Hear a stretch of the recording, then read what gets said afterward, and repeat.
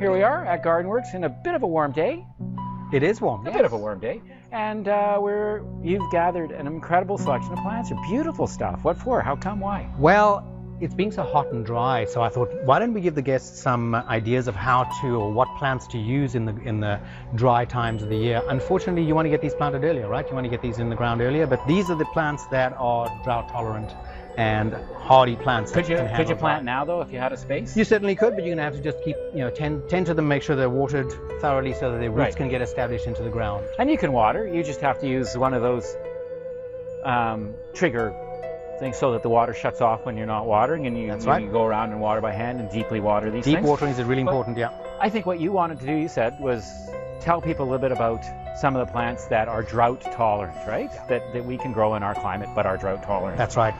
So what do you want to start with? Is there anything in particular? Well, why don't we grab the first things that are closest at hand? The Barberries are really, really nice. This is a dwarf variety called Concord. Talking to Scott Austin at our store in Penticton, that's a favorite for them in Penticton is Concord because it's dwarf, deep color. And of course there's the cousin, Rosy Glow. Yeah. Rosy Glow, beautiful pink streaks in the plant. It's really nice. The only thing about this guy is that it is prickly.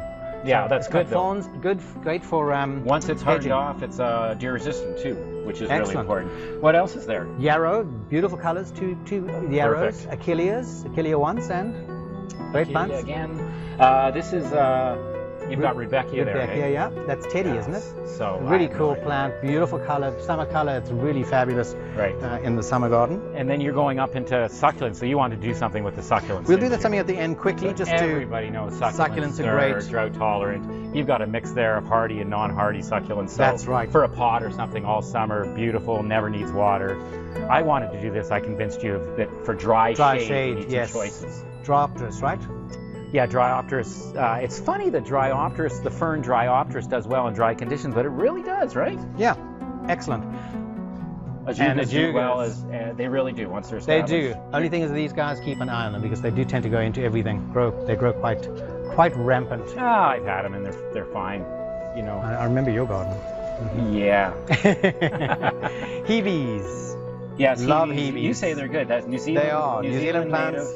You can actually tell from a lot of these plants, if you just look at them in a glance, a lot of the plants that are drought tolerant have got very small, sort of waxy leaves, and that helps hold the moisture in. Same with these silver ones. Silvery really ones. Good in dry conditions, something that has a little fine leaf. Yeah, silver foliage reflects the light so that you don't, that's why that's good.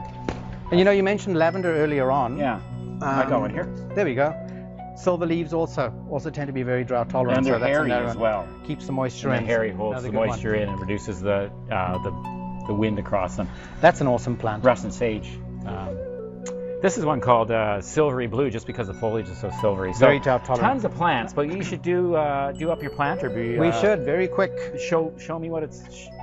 I decided to use a plastic planter because that does definitely keep moisture in better. Ceramic is also good. The terracotta tends to wick, so it takes the moisture out of the planter. So that is a little bit one that you're gonna have to be attending to it more carefully. So that's right. That's a really important point. That if you were going to do a terracotta pot or something like that, maybe you plant in a plastic pot and then set it into the terracotta pot, right? Exactly. And this is really, really easy. But you're not doing that. No. You're just planting. I'm just planting. Using planter box mix, nothing special for them. No. In fact, these plants don't want to be wet, so you got to be giving them dry.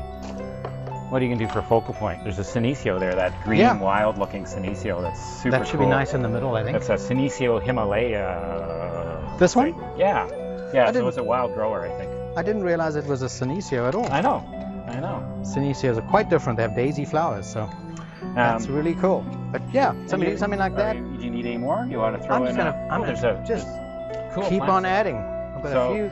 So a really great idea if you want something is you don't have to worry about tending to and it's going to dry out. Do a nice succulent planter for the patio. A lot of these plants are great and dry. Here I have my peanut butter plant, one of your favorites. Melianthus. Melianthus, yeah, but it smells like peanut butter, they say. And in Victoria, that is pretty hardy. If you're living in Victoria and you find a Melianthus, it's great. Find a protected spot. Yeah. Stunning plant.